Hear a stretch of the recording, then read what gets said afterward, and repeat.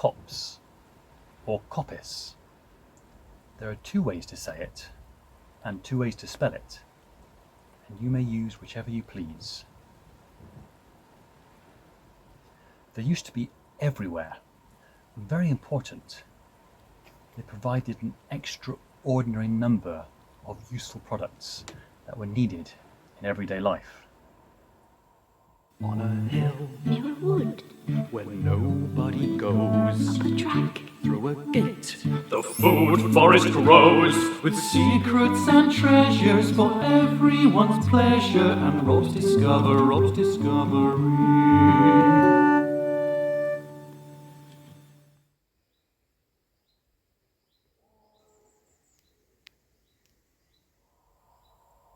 Hello, and welcome back to the Forest Garden.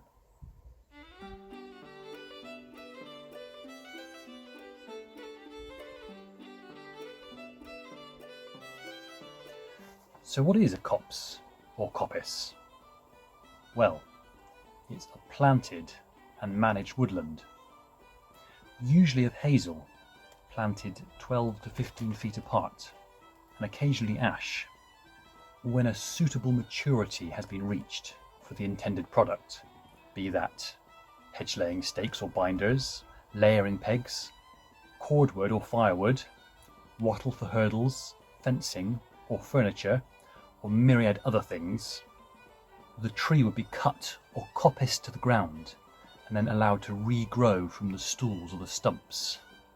This can't be done with all species of tree, as only some of them regrow, such as the aforementioned hazel or ash, but also oak, birch, sweet chestnut, lime, beech, elder and elm, dogwoods, maples, sycamore, and my favourite to coppice, willow.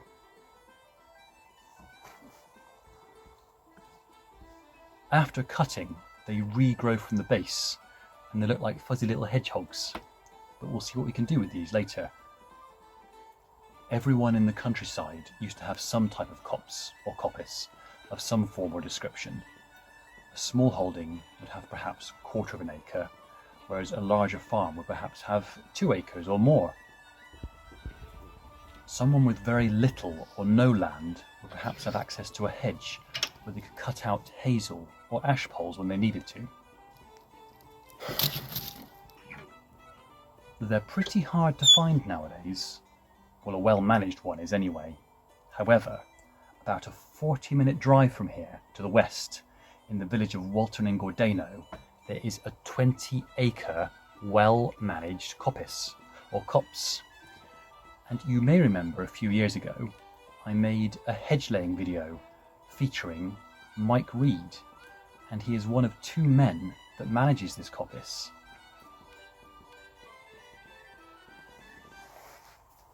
And today, it's a really dark, wet August day, but about a year and a half ago, in March in fact last year, I went to visit Mike working in this coppice.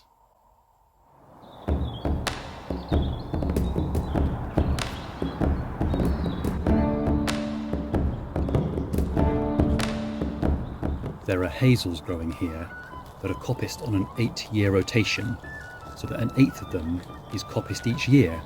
That leaves the same amount growing at all times, which is really important for wildlife.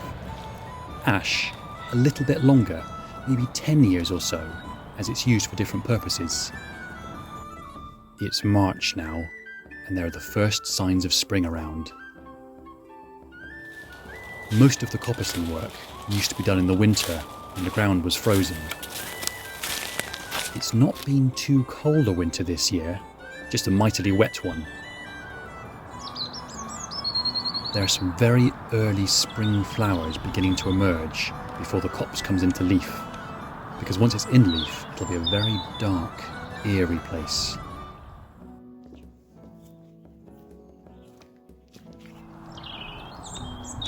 What's quite incredible though, is that when a section of copse is cut, every 8 years, or however often, all sorts of other flowers miraculously appear. They must have been under the ground, waiting for the sunlight to return. Quite incredible. So a good portion, an eighth in this case, of properly managed coppice woodland always has a generous helping of wild flowers and plants. There's a little bit of waste about here, or so-called waste. There would have been no waste in the days before. People would have come to pick up this so-called waste and use it for kindling, or bean poles, or pea sticks for growing peas, or take bundles of wood to use for faggots that were used for heating the old brick bread ovens underneath the coppers. Or perhaps take some hazel rods to use for chicken coops. And sometimes ash rings sent down the coast to go around the masts of ships to hold the sails in place. I'm now looking for Mike Reed. He told me he'd be here today, but in 20 acres he's quite hard to find. Ah, here he is. Morning, Mike. What are you up to there?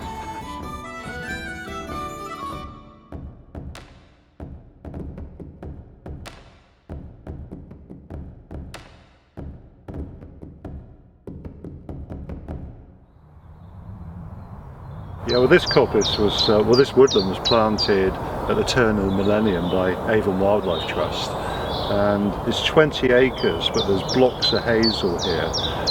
We've been working it for about 5 or 6 years now, and the idea is to work an area of hazel which is called a coop, and we'll work that over the winter and get it back into what's called rotation.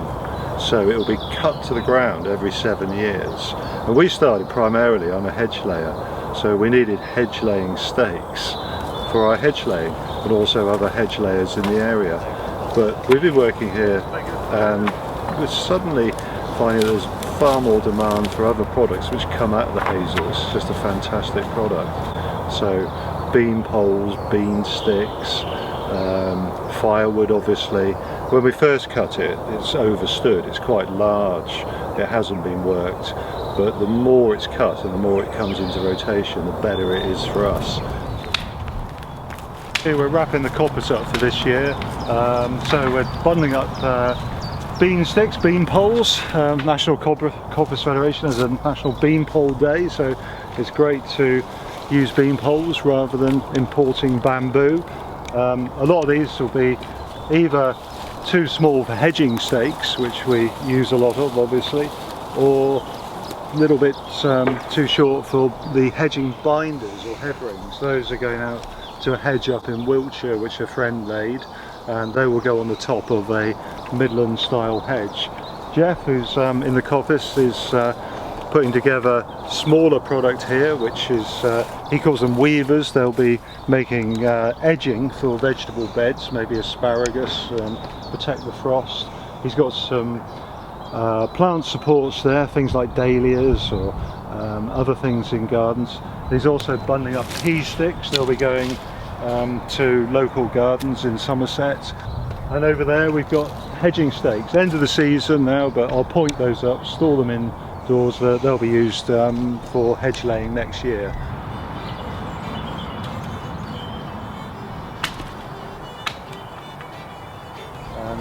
We're just taking everything out of this coop now, tidying it up. We'll take the cordwood out, that will be used for charcoal making next year. A friend comes out and makes charcoal. And then we'll seal this off. We've got a dead hedge down there, and also here we'll just put some temporary reusable deer fencing. Is that a hazel hurdle? Yeah, it's traditional hazel hurdle, split or cleaved hazel. We put the uprights into the former, the base there, use hazel uprights which are split, and yeah, those would be traditionally made on site. Very fast. We're not very quick at making them. We're still learning how to do that. It's quite a skill, but there's some great hazel makers in the West Country, been doing it all their lives, very skilled. They'd be used for temporary fencing on farms, keep sheep in, even locally, Rob, where you're from, up at Priddy, on the sheep fair, which goes back many hundreds of years, they'd be used on the green to pen in the sheep when they were sold up at the local sheep fair. So yeah, as you can see, a lot of products coming out of the hazel, which is being used this year. So it's really sustainable. Everything gets used. In the old days, everything would be used. So we're trying to develop more and more local market and get people away from buying bamboo poles for their beans and use something which is sustainable. So by managing it, it's a process where it's not just great from what we get out, but it's also great for habitat and it's great for wildlife as well. Once we've cut it down, all the wildflowers will just really come back each year. You'll find that butterflies come in. There's a flight path for barn owls. Barn owls are nesting in this woodland, so they've got a flight path to come into their nesting box. Also habitat, once everything starts growing up, they can see the mice and other prey, so there's so many benefits to the actual managing of the woodland and working it in the old traditional way.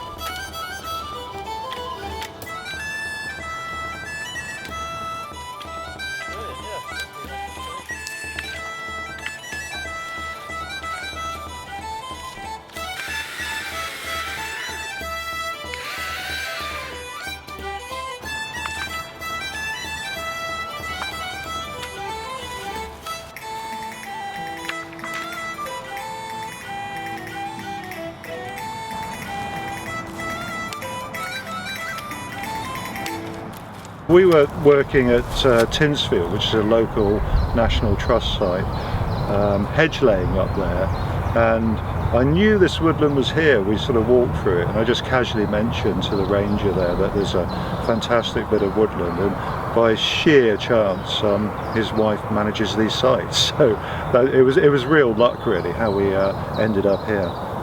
And the process is, I mean, when we started, the blocks of hazel were 20 years old, so they were quite big, and most of what we cut was for firewood.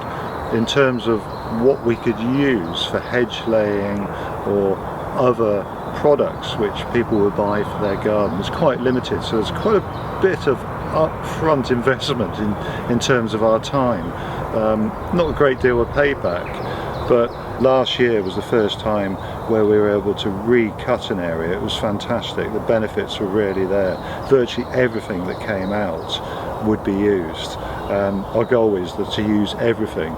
We, at the moment, the brash, the leftover product, we will put around the area, build it into a dead hedge to keep the deer out. That's our biggest challenge, is once it's cut to the ground, if we just left it open, the deer would come in and just eat everything to the ground, and eventually the hazel would be, it would just be killed, it wouldn't regrow. So we've got to keep those deer out. Well, this is an area we did 2 or 3 years ago, and we put a dead hedge around it, i.e. the brash that came out. That whole coop was cut to the ground. You can see the regrowth, it's fantastic. And the dead hedge worked. It's only a very small area. We had to put a bit of netting to plug a hole down there, but it's kept the deer out, and all of that is just rotting down. Great habitat, birds will nest in there. So yeah, really pleased with the regrowth there. What about all these bits just here? Yeah, any firewood which we didn't sell, Alex, who's a charcoal charcoal burner, sorry, came out, and he went through a year later, once it was all seasoned, and has made charcoal, and he's supplied the local area. Chew Valley. Is that the kiln just That's there? his kiln there, Chew Valley Charcoal. So he's out there, he's out here in the summer charcoal burning, which is another great resource. stall is outside of our coop and it wasn't fenced off. You can see how the deer have eaten it down. So they will eat it right to the ground, so that was probably a bit lucky because there's a bit of brash on the top. But just eaten off, so we need to protect that this year. Look at that. So that's our biggest challenge, is keeping the deer out. Which we've done really well until that. We've really got to get this properly deer proof this year. I really like this bit. This, as I said, this is the first one we did, and the dead hedges really worked here 4 years ago. You see how the dead hedges rotted down? Yeah, and the regrowth's fantastic in here. 4 years, they make a really good coppice.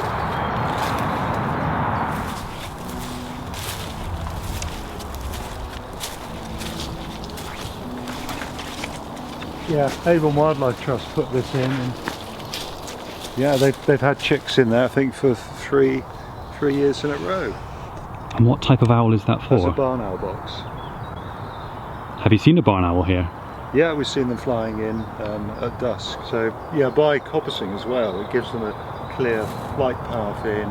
Also, it gives them a hunting ground. There's mice and other voles lying around on the ground, and they can access them.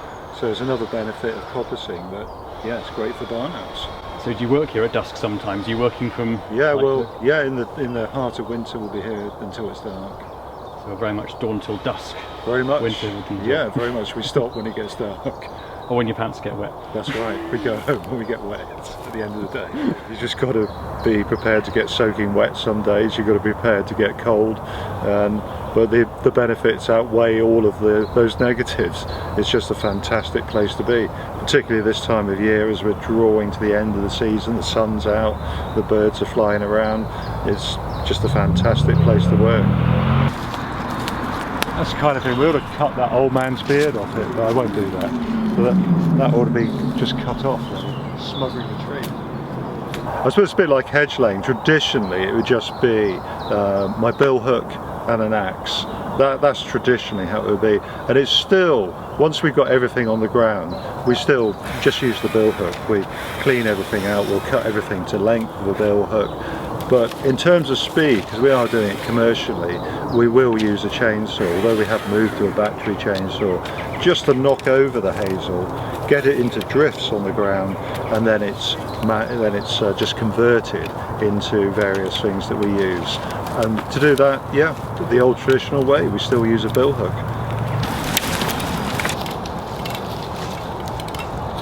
If somebody's interested in to actually work in coppicing, there's a lot of people, they tend to be a bit underground, but there's a way of finding them. There's a national coppice federation, and there's also local groups, and it's a great way of meeting people. It's been difficult in the last few years, there haven't been the same get-togethers, but that's a good source. There's a lot of people out there doing the traditional skills, and quite often it might be they're looking for a hand. There's not a great deal of income from it. Things can be quite tight, but they're quite often prepared to take people on as maybe a volunteer for a few days, just to give them a feel. I'd say that's the best way.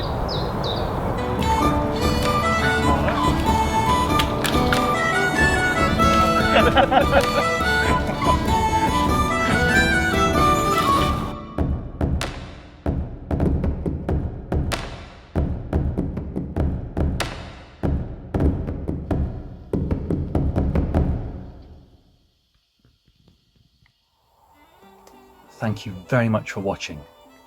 It's a fascinating subject, and there's so much more to learn about woodland management. I hope you've learned something though. I certainly did.